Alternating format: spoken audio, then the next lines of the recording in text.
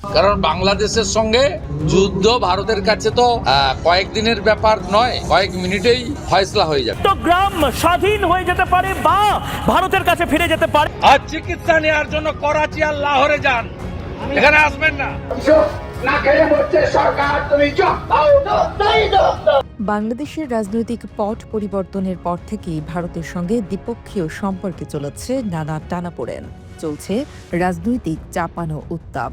কিন্তু এর সঙ্গে ধীরে ধীরে জড়িয়ে যাচ্ছে বাণিজ্যিক আদান প্রদানও। ভারত সরকার সরাসরি কোনো সিদ্ধান্ত না নিলেও দেশটির ক্ষমতাসীন দলের নেতারা বাণিজ্যে বাধা দেওয়ার হুমকি দিচ্ছে। উগ্রপন্থীরা আবার কোথাও কোথাও বিক্ষোভ করে বন্ধ করে দিয়েছে স্থলবন্দরের কার্যক্রম।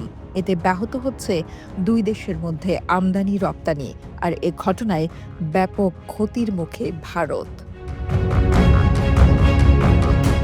বাণিজ্য বিশ্লেষকরা বলছেন, রাজনৈতিক বিভেদ বা দূরত্ব থেকে বাণিজ্যকে মুক্ত রাখতে হবে।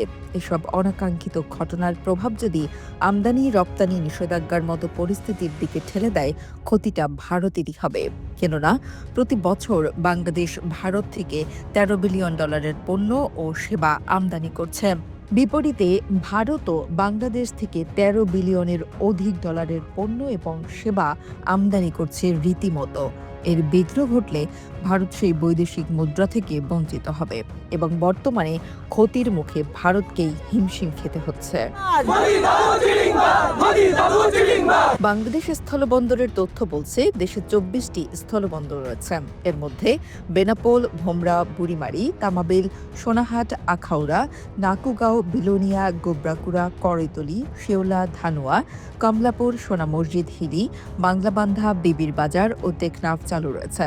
তথ্য মতে এসব স্থলবন্দর দিয়ে বছরে প্রায় 2 কোটি টন পণ্য আমদানি হয় বাংলাদেশে। বাংলাদেশ যা ভারত থেকে আমদানি করে তার মধ্য থেকে দ্বিগুণ পরিমাণ ভারত বাংলাদেশ থেকে আমদানি করে নিয়ে যায় প্রতি বছর। ফলে বাণিজ্য ঘাটতির এই সময়ে বাংলাদেশ এবং ভারতের মধ্যে যে সম্পর্কের টানাপোড়েন চলছে, তাতে ভারতের ক্ষতির সম্ভাবনা পুষিয়ে নেওয়ার মতো নয়। ভারতের রপ্তানি বাণিজ্যের অন্যতম গন্তব্য বাংলাদেশ মন্তব্য করে এম শাখাওয়াত হোসেন বলেছেন, ভারত কোনো কিছু বিনা পয়সায় আমাদের দেয় না। তারা যদি বন্ধ করে দেয়, আমি তো বলি বন্ধ করুক। গরু তো বন্ধ করেছিল, আমরা এখন গরুর মাংস খাই না। বন্ধ যদি ওনারা করতে চায়, ওনাদের ব্যাপার। ওনারা বন্ধ করলে ওনাদের ইকোনমি ক্ষতিগ্রস্ত হবে, বাণিজ্য ঘাটতি হবে। এটার সঙ্গে দুই পাশের হাজার হাজার লাখ লাখ লোক জড়িত। পলিটিক্স ওনারা করছেন, কিন্তু আমি মনে করি না ব্যবসায়ীরা কখনো এটা সাপোর্ট করবেন। এত বড় একটা বাজার, সেই বাজারকে নষ্ট করবেন। একদিন 2 দিন অবরোধ আমরাও করি মাঝে মধ্যে। পলিটিক্যাল অবরোধ করছে, করুক।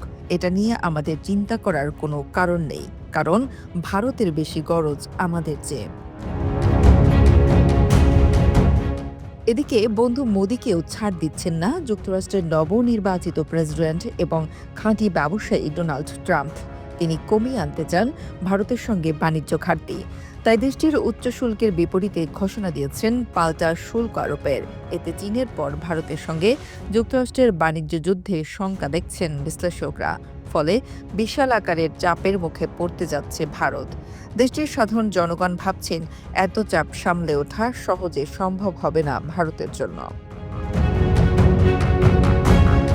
বিশ্বের যে কজন নেতার সঙ্গে ট্রাম্পের সুসম্পর্ক রয়েছে বলে মনে করা হয়, তার মধ্যে অন্যতম ভারতের প্রধানমন্ত্রী নরেন্দ্র মোদি। তবে মৌখিক বন্ধুত্বের কোনো ছাপ বাণিজ্য সম্পর্কে রাখছেন না জানুয়ারিতে দায়িত্ব নিতে যাওয়া এই মার্কিন প্রেসিডেন্ট। যুক্তরাষ্ট্রের পণ্য আমদানিতে ভারতের উচ্চ শুল্ক আরোপের কঠোর সমালোচনা করে এবার ভারতীয় পণ্য আমদানিতে উচ্চ শুল্ক আরোপের ঘোষণা দিলেন তিনি। এতে চীনের পর আরেকটি বাণিজ্য যুদ্ধের শঙ্কা দেখছেন বিশ্লেষকরা।